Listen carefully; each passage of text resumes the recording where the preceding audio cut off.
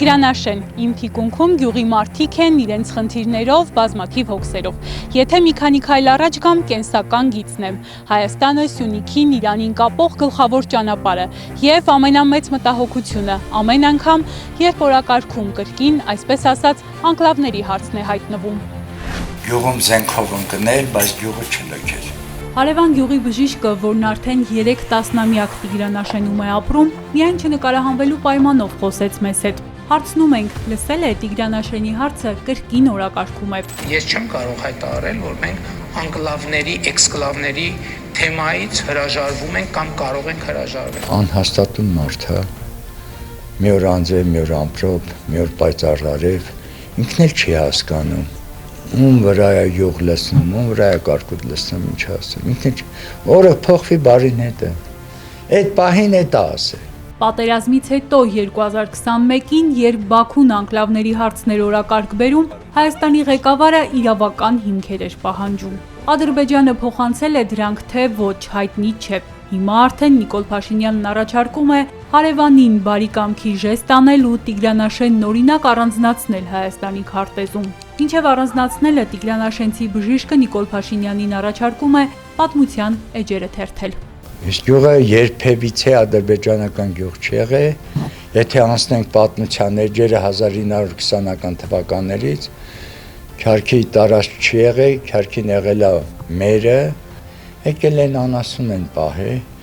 իրանք բացի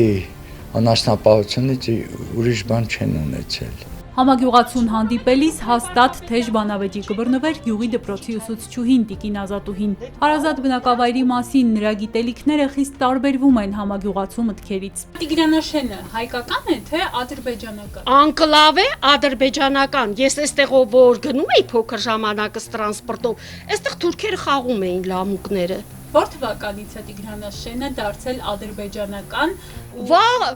Ամբողջ 70 խորհրդային տարիներին Ստալինի, Լենինի օրոք սա եղել է ադրբեջանական անկլավ։ Իսկ դրանից առաջ։ Դրան, գիտեք, Տիգրան Մեծի օրոք ծովից ծով Հայաստան ենք ունեցել։ Վստահ է բանակցություններ կլինեն։ Եթե Ադրբեջանը տա Արցվաշենը, Տիգրանաշենն էլ թող իրենցը լինի։ Իսկ միջպետական ճանապարհի ճակատագիրը չի մտահոգում։ Այդ ինչ մի դժվար բան է, կամ պայմանագրով էլի միջով կգնա ոնց որ խորհրդային տարիներին ես գնում եի գալիս էի այստեղով թուրքերի միջով, ես գնում էի գալիս էի կամ կմնա այդպես, որովհետև մենք խաղաղության պայմանագիր էլ ունենք։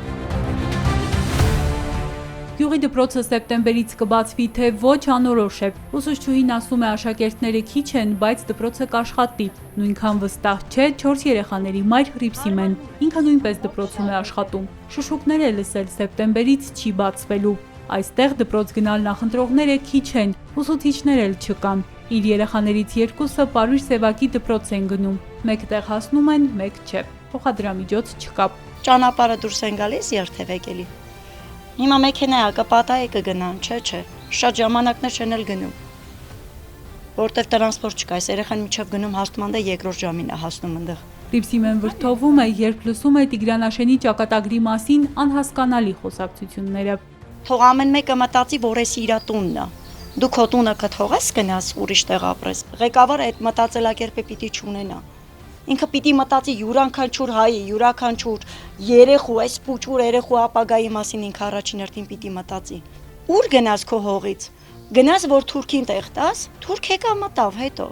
Թող մեկ իրենց փոքրիկ գյուղի մասին հիշեն, տեղն իմանան, ասում է։ Գան, տեսնեն ինչպես են ապրում, ինչ հոգսեր ունեն։ Հետո միայն որոշեն իրենց ճակատագիրը։